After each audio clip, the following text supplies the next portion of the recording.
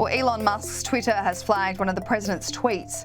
Ahead of this week's midterm elections, the price of gas across the country is one of the biggest political issues facing the Biden administration. But it's not just the United States. The war in Ukraine has led to an increase on petrol prices around the world. But with the cost of living crisis and a near 40-year high inflation rate, the importance of the economy will be top concern at the voting booth. Joe Biden took to Twitter today and wrote, "Right now, the most common price at gas stations across the country is $3.19 per gallon. That's progress." But the reason why the tweet was flagged is because he used the common price as opposed to the average price.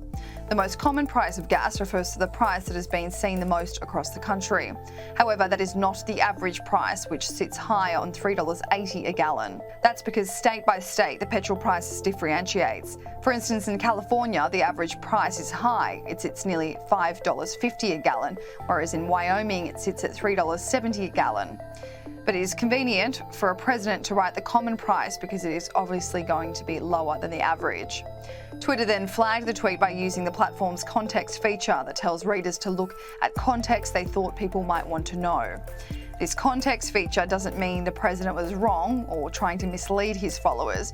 It's just used as a tool to provide users with more information for his tweet.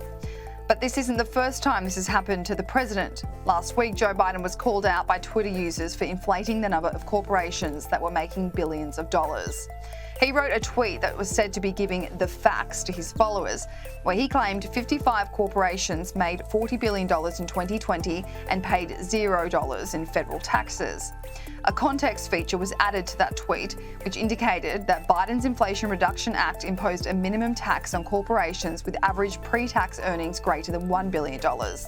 The feature went on to add, in the context of out of the 55 corporations the tweet references, only 14 had earnings greater than $1 billion and would be eligible under Biden's tax law. The critical November midterm elections will take place this Tuesday local time, and ahead of that race, CNN provided their audience with the proper context to what the president has been claiming as of late. Over the last few weeks to months, CNN noted the president made numerous comments that were either false, misleading, or lacking important context. So much so that the network provided an entire article listing these and labelled it "Fact Check." Biden's midterm messages includes false and misleading claims. To name a few, CNN mentions when Biden was speaking about Social Security checks at a fundraiser in Pennsylvania last week.